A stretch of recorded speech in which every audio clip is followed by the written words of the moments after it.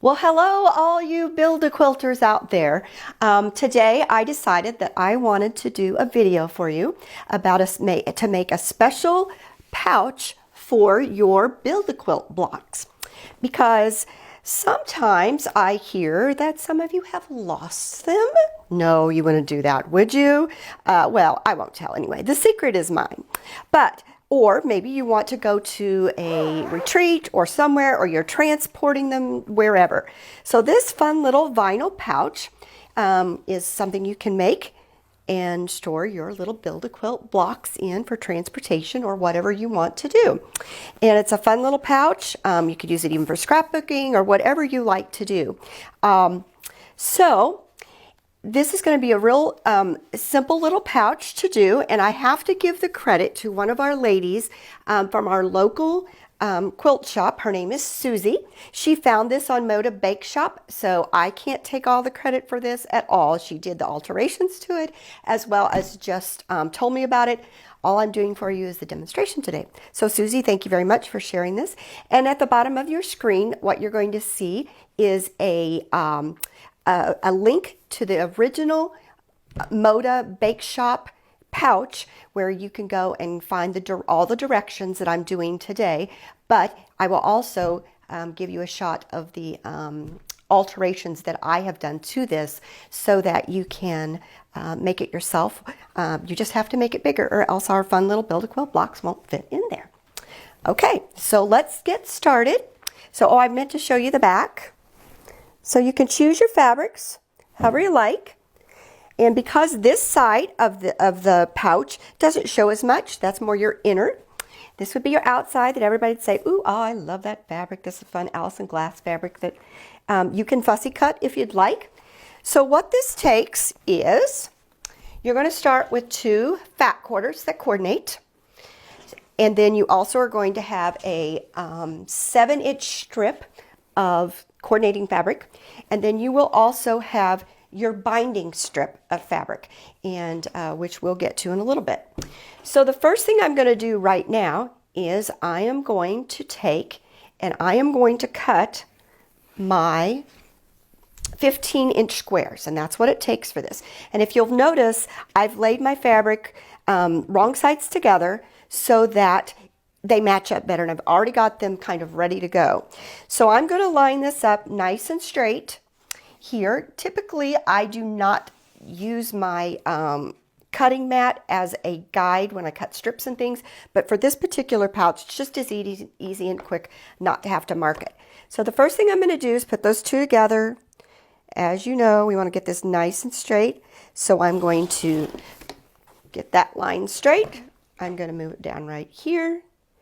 I'm going to go to my 15 inches, cut that out, oops, and then we will turn, and we're going to square this side up as well. Nice, good square is always important in any project that you're making, as most of you know. So we're going to trim that one, and then we will have our 15-inch square. Then you can just save these little guys for another pouch. As you know, we quilters, we love those scraps, don't we? All right, the next part of this I'm going to do is, this is a 7-inch with the fabric strip. Again, I'll square that up. I know that all of you know how to do all of these kinds of things, but just want to go through it in case we have some new quilters with us. So this is actually my ruler with my handy dandy gripper here, is a 6-inch cut. So I'm going to cut that 6 inches because that's what we're going to need. For your contrasting piece, you're going to need to cut a 6-inch by 15-inch strip and a 4-inch, which will be this one down here, by 15-inch strip. So I'm going to go ahead, whoops, and I am going to cut my selvages off here, and then I'm going to open this up, and I'm going to cut my 15-inch strip And then I will cut my 4-inch strip, 4 by 15. So it goes right there. And then we'll go ahead and just cut this down to 4 inches. And we'll save that for just a bit because we'll come back to that. Just kind of want to get some of this cutting done real quick here. So we'll save that for a moment. Now, the next thing that we need to use for this pouch, in the original pattern, it calls for doing a patchwork quilt block. So like I could take a regular 12 by 12 quilt block, make it bigger, or make a 15 by 15 quilt block, and make this all quilted back here if you want to. But we decided making it a quicker way was fun as well. So either way, you can be nice and creative. I have here what is called a double-sided fusible web. And our particular one we carry at our Quilting is My Therapy shop is Steam-A Seam. There are different ones out there. And I have already pre-cut this to a 15 by 15 inch square because we're going to adhere it to this. So that's already been cut. It will give you the directions on how to use this, and I'll talk through that in just a minute. So that one's been cut. And the other thing you're going to need is a 15-inch width of heavy vinyl. You can get these we carry it at our shop, but you can also get these at a local craft shop, things like that. So this is actually already partially cut to 15. I think it comes 18 inches wide on a bolt. So partially has been cut to 15. Again, I want to make this nice and square, and again, I am using my mat to square, so we always know that that's not 100% perfectly square, but it's very, very close. Now, I don't need the whole 18 inches because this pouch, we're only going to attach this from here to here. So I actually just need to cut this down to 12 inches. So this gets a little wiggly and wants to stick sometimes. I also would advise that you probably ought not to get in the candy jar and get all that great chocolate and sticky all over your hands, because then you're going to get lots of fingerprints all over this. So, you know, we got to have our chocolate, but maybe not for this project. Okay, so we've got this trimmed down now to 12 inches. And this you can just use for another wonderful pouch project there. So I've got everything cut at this point, and then I'm going to move over here and I'm going to show you how to put on the adhesive. So now what we're going to do is we are going to take our fat quarters and we're going to take our Steam-A Seam, and this has got 2 layers. I love this stuff. It's absolutely awesome. You're going to pull off 1 layer, just gently, like that. It's sticky, so I like to kind of try to roll this on there the best I can. It's also amazing because it's repositional, and that way if you make a mistake, you just pull it right back up and try it again. So you want to get this as square on there as possible. Coming down through there, that's pretty good. And then I'm going to do just a finger press, just to kind of get that stuck. People that do a lot of applique and thing, this is a wonderful product. The other thing that I'm going to do is to make sure I've got my bubbles out, because I don't want any bubbles on that. And now I'm just going to move over here to the iron, and I'm going to adhere this just a little bit. When you apply something like this to your fabric, like just kind of like interfacing, you want to make sure that you don't rub back and forth, because that's going to make a lot of bubbles and it'll pull right up. So just kind of on and off. I don't have to do this one quite as hard as I would the next layer. It's just a light press. Now, one of the things that you want to consider is, do I want to use steam or not? I typically don't use steam when I am doing quilting products because it tends to stretch my fabric. I like to use, and I don't need it on this, but I like to use a fabric spray, something like that. Okay, so that should be close. And I wanted to mention to you also that sometimes you'll have just a little bit of sticky right here. If you do, it's a good idea to trim that off. Otherwise, it's going to get sticky all over your iron. Mine's not too much, and I'm trying not to hit that, so I think we're going to be okay. So before I move back over there, I'm going to test this. You want to let it just briefly cool. Doesn't take but a minute. And I'm going to test to see if this pulls off. If it does not, then I need to work a little longer at getting it stuck down.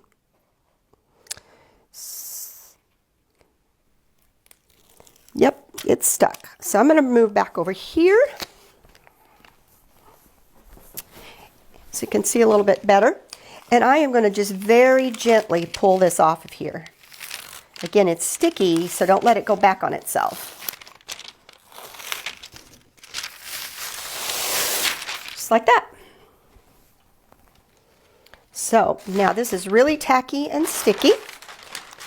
I'm going to take my nice little piece right here, and again, I kind of just draw it like this. Works pretty great. And I'm going to line those up, just like that, almost. And again, we can just shift that. It doesn't stick down yet until I press on it. And I'm going to give it a light press like this. I'm going to flip it and see where I'm at. Pretty close there. We can trim just a little bit of that off. Okay, that looks good. Nice and square there. Okay, I'm going to go back to my iron now. I am going to give this a little bit better press because I really wanted this to hold this time. What's wonderful about this steam-a-seam as well is that it takes the heat pretty high, so you can do whatever. So match your heat to the type of fabric you're using. Here we're just obviously using our 100% cotton quilting fabric.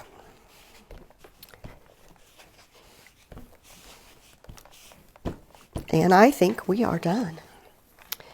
Okay, so now what we're going to be doing is we're going to put the zipper part in. So we are going to start with our 4 by 15 inch piece, and we are going to fold it in half once. And I'm going to just give that a light press to get those edges evened, to make sure I'm there. And again, notice I'm really kind of just pressing. I'm not like a true iron where you're going to have to, you're ironing your shirts or things like that. And the other thing I'm going to do is I'm going to use my flatter spray or any other kind of spray that you have on hand, my fabric spray, just to give this a little bit of texture as well as hold that better. And you'll notice our great spray bottles that we have as Quilting Is My Therapy. We love these things because they give that fine mist that you can't get with even this kind of spray bottle. But that gives it just a little bit of substance there so that it'll hold a little tighter that way. Then the next step we're going to do is we're going to take this and we are going to, again, I'm going to spray this just a little bit. We are going to take and fold the cut edge into the middle fold. Just like that. Make it nice and even. And then we're going to do that again to the other side, making the casing for our zipper. And you're going, zipper? Are you getting terrified that you're going to have a zipper? It'll be okay. I promise you this will be easy. Okay. So there we have that one. Now, the part where I'm kind of picky is I like to make sure that I get this good and even. And again, why I like to spray this is because when we start putting that zipper in and putting this on, it tends to want to stretch a little bit. So if you use your spray and you get those edges good and even, you friends are going to go, oh my goodness, you are a great zipper putter in her. So anyway, I like mine to look nice and perfect, but I have a boss. I don't know if you know her or not. I think her name's Angela. Yeah. Well, anyway, she has this saying, finished is better than perfect, which I love. I think that's awesome, but I'm kind of, you know, a little on the gray side, and I kind of like things a little more perfect. So either way, finished or perfect, your choice. Makes no difference. Just have fun. That's the most important part. So I'm lining these up the best I can there. Okay, so that one's done. The next one, all we have to do to it is just simply fold it in half, lengthwise, and press it. And again, I'm going to give it a little shot there. And there you are, nice and even.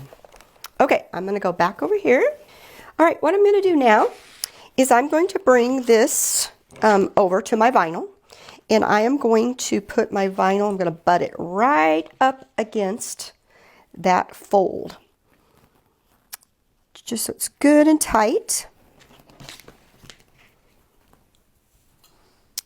And what's nice about this vinyl is that I can get this good and even, and I'm going to pin this. Now this vinyl is a little kind of hard to pin, so make sure your pins are good and sharp, or it doesn't want to go through there.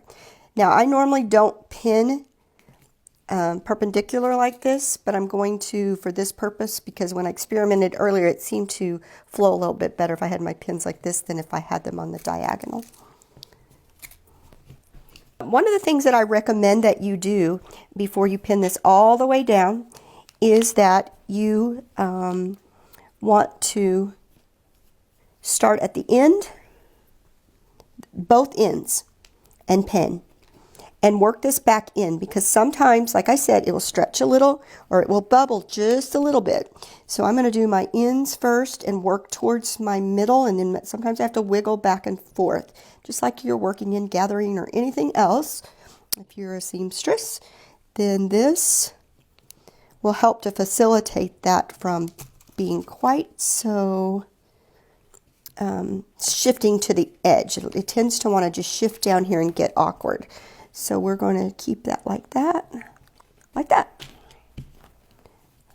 And you can kind of flip it over, and if you're not happy about where it's lining up, you can repin it and see. That one's just a little tiny off. I might just slide it up just a hair. And we're going to go there. Okay, now what I'm going to do is I am going to go to my sewing machine, and I'm going to baste this. As I was making this, I was playing around with not getting this to shift. Eventually I'm going to just take and stitch, I'll show you on this one.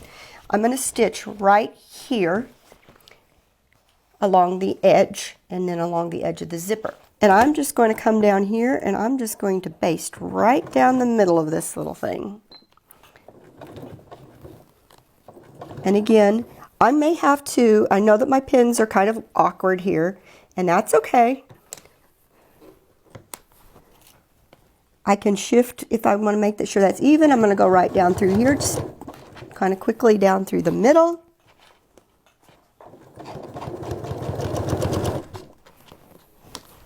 Till we can get to the edge. Now if I find that I'm kind of getting just a tiny little ripple there, if I find that, then just kind of push back your fabric just a shake, just to kind of make sure that gets caught in there. Remember, we're just basting. We're not getting towards perfection here by any means. Just a little baste. And keep that butted right up in there.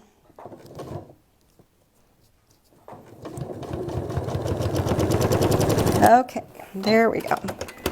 I do recommend too that your needle on this project be at least a 14. If you get smaller than that, or a 90, maybe some of you an 80, 90, 80, 90 would be fine. Simply because this is a little bit thicker, and you're also going to be working with a zipper. So you can see we got that right down through there, nice and even. Okay. All right. Now, our next step is going to be that zipper. Don't be afraid of this zipper. This is a very, very easy way to do a zipper. and doesn't have to frighten you. One tip I will tell you is that you want to make sure when you have a zipper that you always open it and close it first, just to make sure it's working, because there is nothing worse than taking all that time to put a zipper in and it doesn't work, and I'm sure some of you've done that. So anyway, when we do our zipper, you can choose the color that you like. It needs to be at least 16 inches. If it's not at least 16 inches, it's not going to be long enough for you to cut the edges off. So what we're going to do is we're going to open this zipper up right here. Again, I'm going to get my pins. And I just kind of centered this along here. Doesn't have to be a perfect center or anything like that, because these extra ends are going to all be cut off. So you can see, those of you who haven't done much with zippers, there's a little ridge right here where the zipper, the teeth, right behind the teeth. And what you're going to do is you're going to butt this up right next to that ridge. And all I'm going to do is I'm going to take this, and I've got to dig in there and pin that on. And we're going to pin it all the way down. Okay, now that I've got this all pinned here, doesn't take but a second to get that done, we are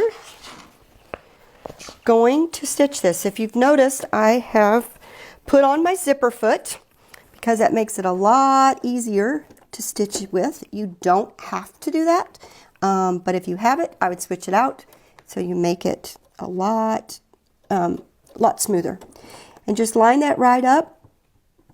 And I'm going to stitch about 1/8 of an inch from the edge.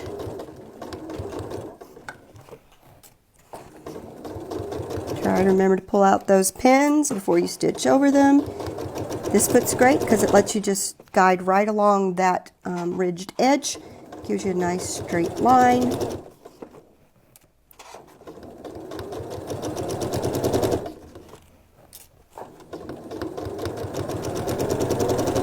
See, this isn't so hard so far, is it? Okay. And there, you can see that's just attached nice and straight right along there. This basting can come out at any point, either now or later. It doesn't make any difference. But the other thing I did forget to do is something we do need to do very quickly, and I'll do that right now, is I forgot to stitch this little stitch right here. And since we already have our zipper in, it is going to be wherever it lands. I cannot shift it at this point. So that's okay. I can use my zipper foot for this, and it'll be a great guide for me. Nothing wrong with what we just did. And we're going to stitch this right down there very quickly.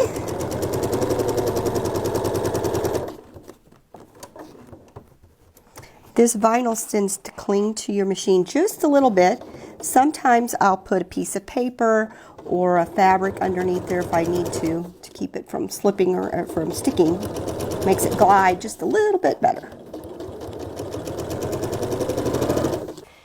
So we can see our zipper works still, like that. Okay, now we're going to take the next step is to take and to do the exact same thing to the big part. And that's where we're going here, is we're stitching this together.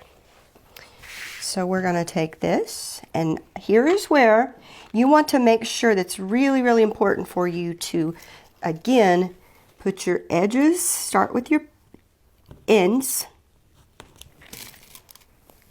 and work this in from that direction. If you happen to be off, if it happens to extend out this way just a little bit, don't panic. It's okay. You don't want it bubbly in here, because we can just trim that off. It just won't be maybe quite a square, but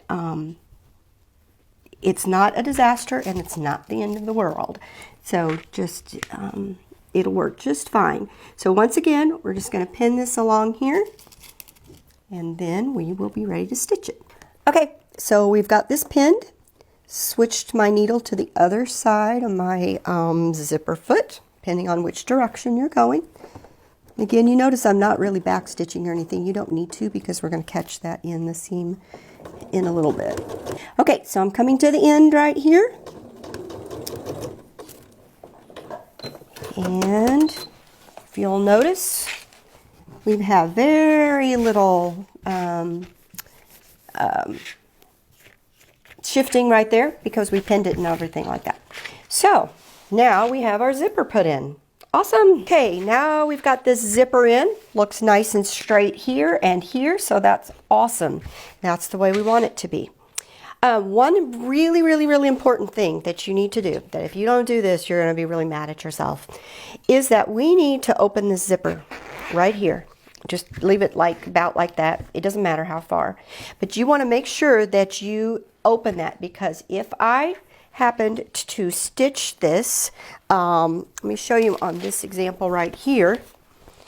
If I had not opened this zipper in here and I trim all this off, I'm going to lose my zipper head, and then I could never open or close it. So you really want to make sure that that's a really critical point for you to do right now at this point.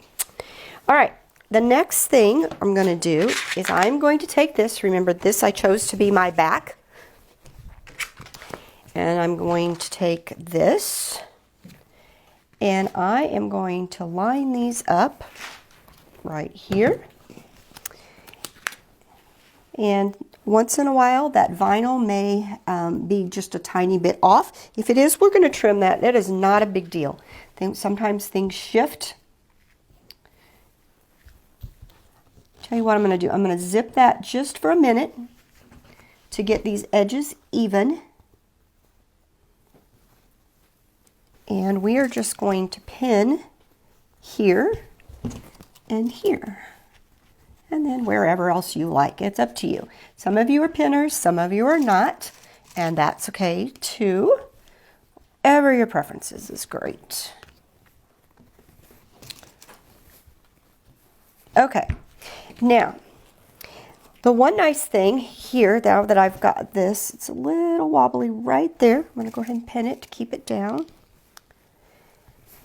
Is this vinyl is a little hard to pin, and you don't want to make puncture marks in this because this is your nice pretty pouch. So what I'm going to use is my binder clips, and these come in great handy when you're trying to work on things like this, not only just for your binding but for these types of projects. Keep it out to the edge because they do have a real strong grip, and they will put a little bit of a crease in your project if you do that.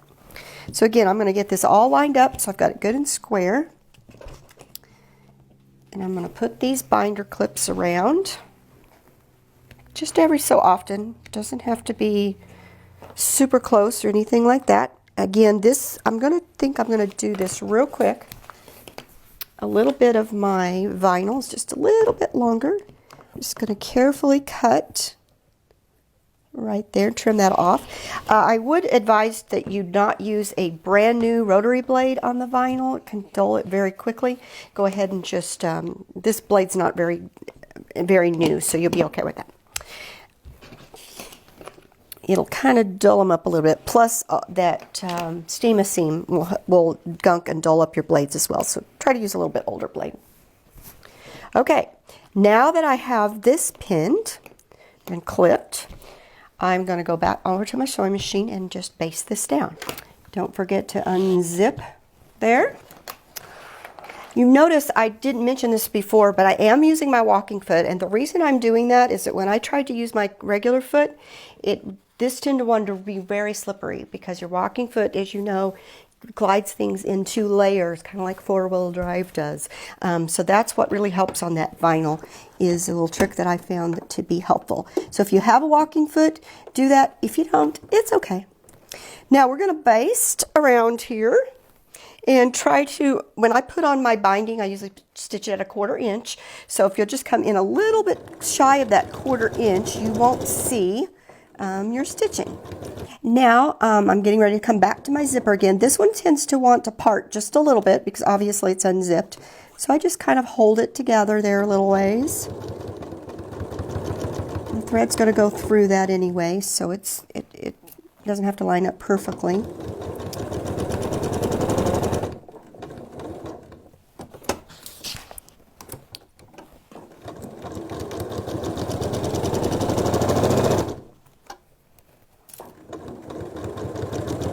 Okay.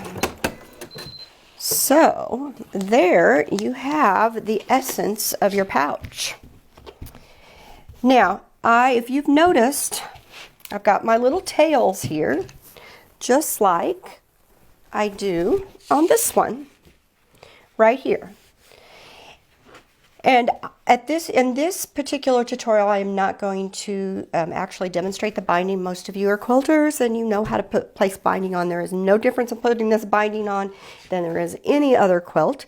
So I've already attached my binding here. Now remember, if you put on your binding and put it to the front, rolled to the back, that means I get to hand bind this one, which I love to hand bind, so that's not a problem in these nice wintry, cold, snowy days. That's a great thing to do. But sometimes I don't want to hand bind and I need to do this a little faster. So on this particular one, I put the binding on the back and pull to the front, and you can see I've just machine bound that. It's at this point, after I've stitched the binding on, is when I am going to go ahead and trim these off. Trim my tails. I know that seems scary to do that because you're like, oh my gosh, is that going to stop? But I guarantee you that's going to stop. Got all those layers there. So I would just take some little bit duller scissors. These aren't my great scissors, so they're okay. Just trim them off right there. And I promise you it's not going to go anywhere.